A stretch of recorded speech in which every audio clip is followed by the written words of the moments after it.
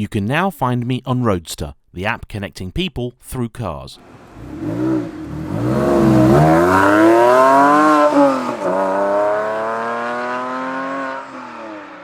Hello everybody, today on the channel another Porsche-centric episode from everybody's third favourite, car-obsessed, flamboyant fat man.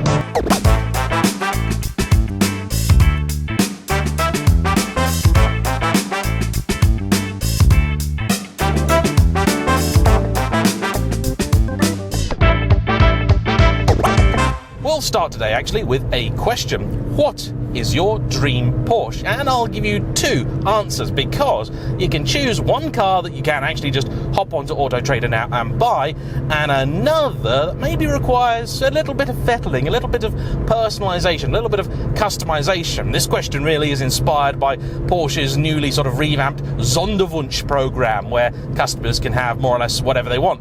The first one was a GT3 done up to look like an actual Le Mans winner's Le Mans car, and the second was one that Porsche have done for Porsche America, and this was based on a 996 but made to look like the 997 Sport Classic and features a GT3 engine. You've probably seen the title of today's video, and titles I actually don't always decide before the video, sometimes that comes after. Today I think I'm going to go with 5 reasons this is better than a 992 GT3, and one really big one that it isn't. What is it that I'm driving? Well, this is a 996 Carrera 4S. The 996 is a car that appears to be borderline haunting me, to be honest. It was one of the first Porsches that I ever really got to experience. In fact, it may well be the first Porsche I ever drove, because a very, very long time ago I was fortunate enough to do one of the Palmer Sport Days at Bedford Autodrome. If you're not familiar, that's a corporate type event at a track here in the United Kingdom where you get to drive sort of all sorts of different cars. So at the time there was the then new E92 M3, that I think it just replaced a Jaguar XK. You had a 996, 911, there's some Caterhams, there was a bit of off-roady stuff, some single-seaters, a sort of Le Mans style looking, two-seater open type car, and a few other things as well. However, the big thing about a Palmer Sport Day, if you get the opportunity to do one, do it, is that unlike your regular sort of come and drive a Ferrari for 200 quid day where you poodle about for 3 laps and you're done, no, this was 10 cars all driven to the absolute limit.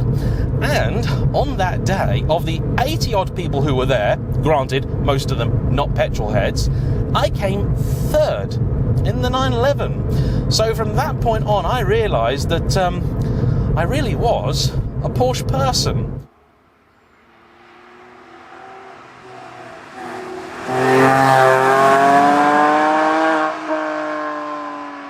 The 996 as a model is a car which spent an awful long time in the doldrums for a great number of reasons, some justified, some not. Take your pick of the admittedly ill-advised headlights that now I actually really rather like. The early ones in particular did look pretty awful. These later style ones are a big improvement. You also have the now very famous engine issues that afflict nearly all of the non-GT and turbo cars. IMS, RMS bearings, and in all fairness, the later first generation 997 wasn't much better either. People were also upset at the fact that the then newly released Boxster shared many of its components with the 911. The fact was that this was the way Porsche was going to survive as a company. These days that really doesn't bother me at all. Up until reasonably recently, about £10,000 could get you into a 996. That is, at long last, beginning to change, but there were always a few examples which stood out, and the Carrera 4S is probably one of the most desirable. This particular car is rather special. It's been brought to me by its owner, Paul, a lovely chap who's been following the channel for quite some time. He acquired it 3 years ago, and if it's slightly familiar to you, there's a good reason for that, because this is actually the old Porsche press car and featured a number of times in Evo magazine. For some reason, I don't know exactly why, the Carrera 4S of all the 996 variants is the one that seems to have the least variation in terms of specification, the vast majority being in seal grey with the normal seats, black leather, maybe bows, that sort of stuff, nothing really adventurous, which is a crying shame because, as you can probably tell, if you do spec it just a little bit more boldly, it's actually a rather wonderful looking car.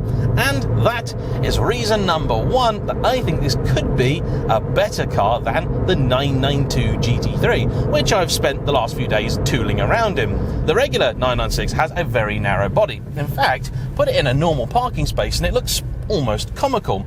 This shares its shell with the turbo. On the one hand, this actually makes it a worse car because it's slightly heavier than the regular Carrera, yet has no more power. 320 horses here from its naturally aspirated 3.6 litre flat 6. Because it carries a few extra kilos and may actually be slightly less aerodynamic, both 0 to 60 and top speed are in fact slightly down on the regular car. But that really for me is not an issue, and in fact this wasn't the first car to do that, because the 993 had a Carrera 2S which also did the same thing. It was slower but also prettier. Worth pointing out, there was never a Carrera 2S for the 996. That came back in with the 997. Presented here in speed yellow, one of my favourite colours, this is absolutely gorgeous.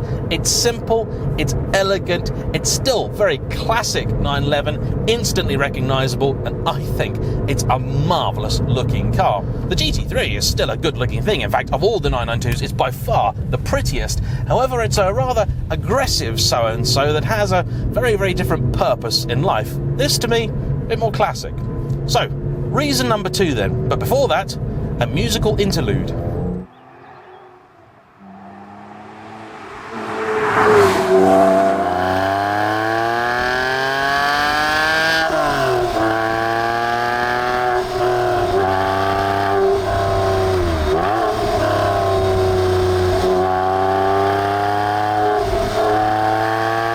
You simply cannot deny the pace of the 992. In GT3, guys, it is utterly and totally devastating. Point to point, one of the fastest cars I have ever experienced. However, to achieve such performance requires fairly serious commitment from you as a driver. And the issue is, when a car has a grip and ability levels that are so unbelievably high, it does mean that on occasion, driving it at more normal speeds can be a little less involving. The 996 always got stick from early on, mostly by fans of the air-cooled cars. However, what I found was that, perhaps in the same way as later 911s did to this, all that happened really is that this car had all of the same 911-y traits that the 993 did. They just were found about 20 mile an hour further along the line. The truth is, though, that actually that's not an issue, because this car is still not so quick that you cannot enjoy it at sensible speeds on your average British B road. The steering in the 992 GT3 is absolutely wondrous, but the steering here is better.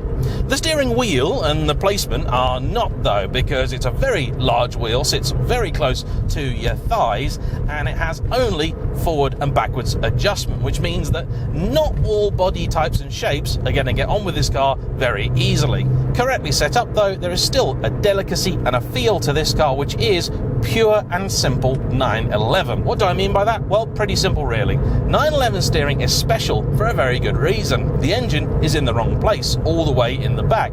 In fact, in this car, maybe that's reason number 3, you can see the engine, whereas in the 992 you cannot. In fact, in the GT3, all you've got at the back is a filler flap for your oil and water.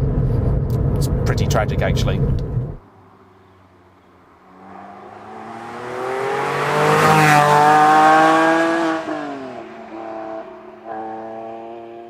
But because said engine is still at the back of the car, what it means is the weight is also at the back. This leaves the front end relatively light. In fact, all 911s tend to be reasonably light cars compared to the competition. This means plenty of power assistance is not actually required, allowing the front end to move and weave and sort of hunt around a little bit in the most delicate of ways. This car isn't quite as brilliant as some others that I've driven. The 997 Turbo I drove recently had a little bit more tactility about it. However, this is often the result of some setup and can easily be fixed. The engine is another thing I'm going to talk about, and I am well aware that at the moment a load of people will be sharpening their keyboards. James, don't you even dare, don't you even think about comparing the epic, the glorious 9,000 RPM GT3 power plant with this old bucket of bolts. Well, I'm going to anyway. You see, the thing about that engine is that it comes alive at 5,000 RPM, whereas this, in some guises, kind of goes to sleep not long after that. It will rev to about 7,000, and this one actually is pretty healthy. It feels like it really wants to go for that red line. Not all of them do. But the thing about these cars, the 996s, is they've got this really big glob of torque at sort of 2,000 to 3,000 RPM, and you don't have to rev it out to get all the performance. This means if you want to make more subtle progress, you can, and you don't have to wring this car's neck to really get the best from it. The road I'm on presently has only a 40 mile an hour speed limit. I'm going to get out of it in a second. But even so, you can obey said speed limit and actually get far more from the car than you might imagine. One of the things I really like about this particular car is these seats. It was, I'm told, optioned with them from standard. They are the GT3's carbon buckets. And to see those in a regular Carrera is really rare. I will concede that the chairs in the later car are certainly better. Very comfortable, very supportive, and you sit a bit lower down, you feel a little bit more comfortable, and the cabin certainly feels much larger, much airier, because it is.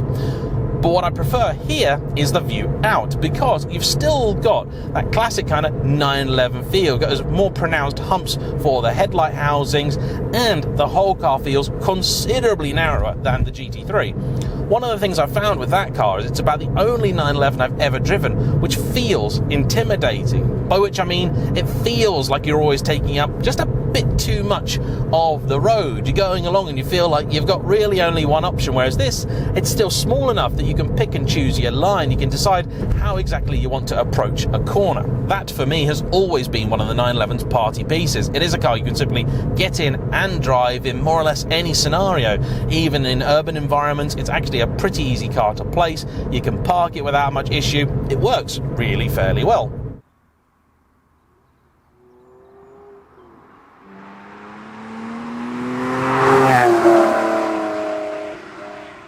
In terms of practicality, neither car would actually go home with many awards. This being a four-wheel drive car has an even smaller boot than the regular one, so you can't fit much in it. Entertainingly, I'm told that this car came with these carbon seats from factory, yet still had seats in the back. Odd choice that, and someone later deleted the seats in the back, but not the seat belts, which are still there. Next up on my list, noise. Again, I know, an area where you'd assume the GT3 would do better, and I'll be honest, the GT3, even with its particulate filter on, makes a fantastic sound. But this one's not bad.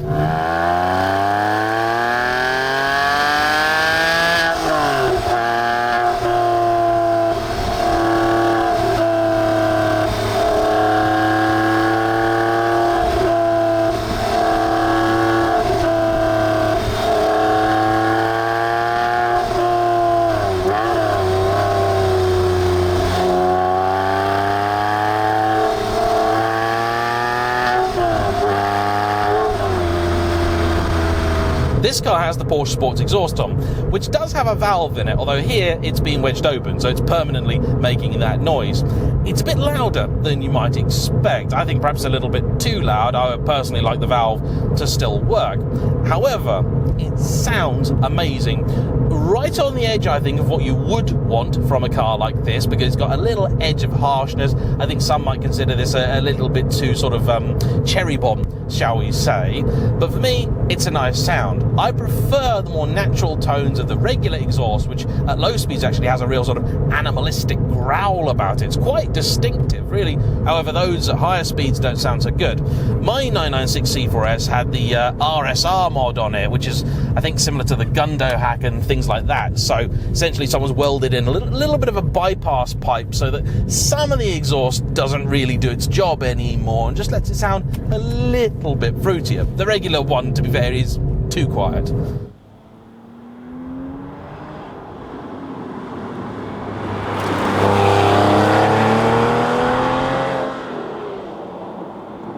Not that it's really the GT3's fault either, but any car which is then slower, you also have just that little bit more time to enjoy the sound it makes. What's also really interesting with the 996 is that the way you set up the intake and the exhaust dramatically changes the car, not just in terms of sound, and you can get many different ones out of these, but also in terms of characteristics. By default, like I mentioned, these cars have quite a healthy amount of torque low down, so 2,000 to 3,000 RPM. They pick up really well, but then they kind of tail off towards the top. However, you start mucking around with the exhaust, put a different air intake on, and the car loses all of that low down ability. I mean, it really slows them down. However, the top end then becomes a lot fizzier and a lot more exciting. Gives you options. For me, I prefer the more torquier, more effortless feel of this kind of setup. In fact, this I think struck a really nice balance between having that poke low down, but also a little bit of top end fireworks. My 996, taking it beyond 6,000 RPM, seemed to be a little bit pointless. This one has a bit more of a reward. Not the banzai rush of the GT3, but it's not a GT3. I feel like I should also give special mention to the infotainment in this car, because one of the really great things about Porsche is they have something of a dedication to their older cars. It's still relatively easy to get parts for a lot of them, and even better than that, if you want to upgrade the infotainment, you can. It's not a particularly cheap upgrade, I think about £2,000, but this Porsche communication system here works really well. It integrates nicely into the car. It looks OEM because it's been designed that way, and gives you all the sort of modern functionality that you would want. So you've got Android Auto, Apple CarPlay, DAB radio, navigation, Bluetooth, all that sort of stuff, which means you can use your 20-year-old car like you would a new one. In fact, in terms of phone connectivity, this car now has more options than the new one. That's daft.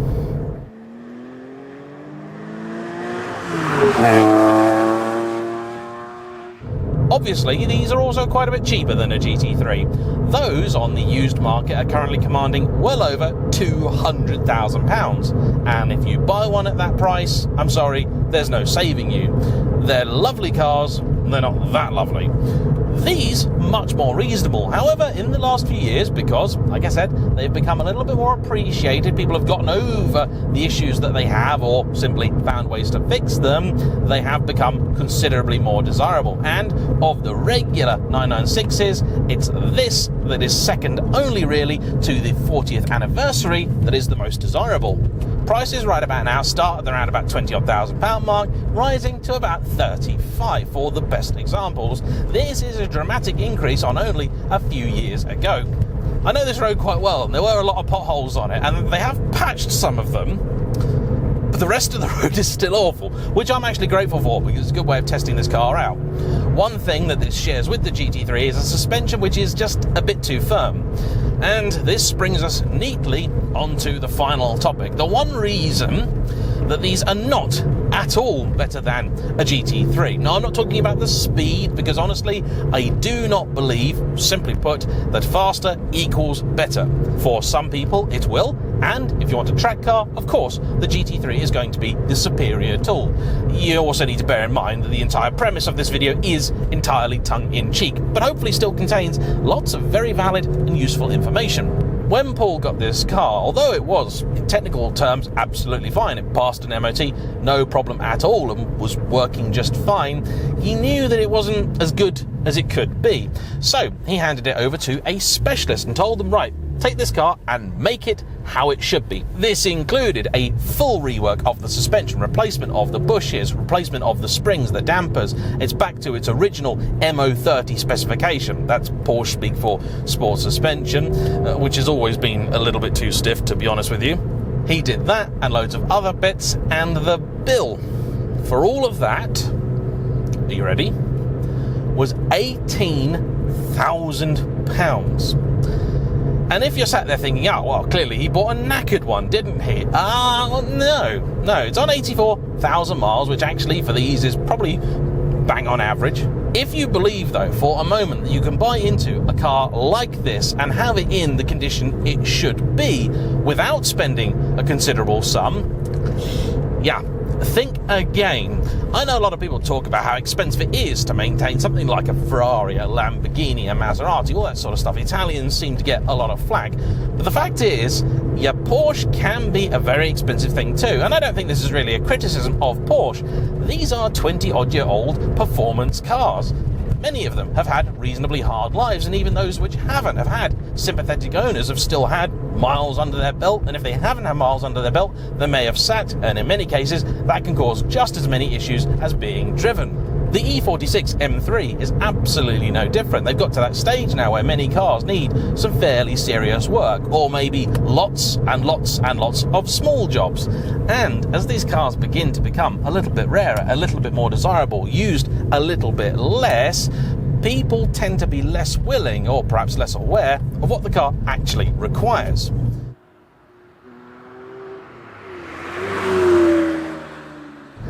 It sounds like an absolutely enormous amount. I know, it's the value really of one of these from only a few years ago. But the truth is, if you want one of these cars in the condition that it should be, that's the kind of sum you may wind up spending. You could get lucky. You could spend a lot less. You could find that example that has really been cared for that well. But I wouldn't bank on it. I've had many conversations with owners of E46 M3s who've told me that I'm talking absolute nonsense when it comes to those, and nearly all of them have come back to me not that long after to say, oh yeah, no, actually, just after I told you it was a really cheap car that never broke, we had to spend about $3,000 on it. They are old, highly strung performance cars. If anything, these actually seem to be a little bit more chill than E46 M3s. And in good news, there are so many Porsche specialists around and so many places you can get parts for these cars, including Porsche themselves. And if you are buying one of these or you've got one already, never ever discount Porsche from your search, because I've often found a lot of the websites out there that sell you spares for these actually charge you more than Porsche would. Especially if you're a member of the Porsche Club, you get a discount on parts, so phone your Porsche dealer for a part. They may be the cheapest option. It's happened a lot, honestly. That, I think, is almost enough babbling for me. Time only, really, for a couple of parting messages. One is to say that one of the really great things I love about not just really Porsches, but the 911 in particular, is that it's a car which has really achieved something very few do. It's become a real genuine icon, and because it's survived for so long now, everyone's idea of the perfect 911 is very different. And this is joyous because it means you go to a 911 or a Porsche meet, and just because someone has the latest, the greatest, the fastest, the most expensive, that doesn't mean it's the one that people want. In fact, you ask 10 people what their perfect Porsche is, and you'll probably get 12 different answers. What's mine then? Well, if I had the budget and the ability, I'd be really, really tempted to build a 996 Turbo in this colour, because I think they look amazing, better even than the 997s, but rip the engine out, because that's the one bit I don't like, and either rebuild it or put something in its stead, so a GT3 lump, or just supercharge it perhaps. That would be, I think, a really quite exciting, quite daring and out there build, but ludicrously expensive. And that really would fix the biggest issue I've got with that car, because the rest of it is much the same as this. Like the handling, like the steering, like the looks. I'd sort the suspension. You need it a bit more compliant than this. It's just unpleasant. But beyond that, it'll be a lovely thing. As you might expect, it's the coupe manual version of this car which is the most desirable. And as it happens, if the car is well set up, like this, the gearbox is a rather pleasant thing. And unfortunately, that is one of those issues, because of the way Porsche have set these up, that if it's not absolutely right, fixing it is rather involved. And I suppose the most important thing for many people, if I was driving the GT3 right here, right now, on this road, would I be having any more fun? Well, as it happens, I drove it here this morning on this road, and the answer is no. Actually, both of them are quite unpleasant on this particular stretch. Anyway, that's enough from me. Hope you've enjoyed this video. Don't forget to like, comment down below. Big thank you to Paul for bringing this car out. We'll see you all for the next one. Bye-bye.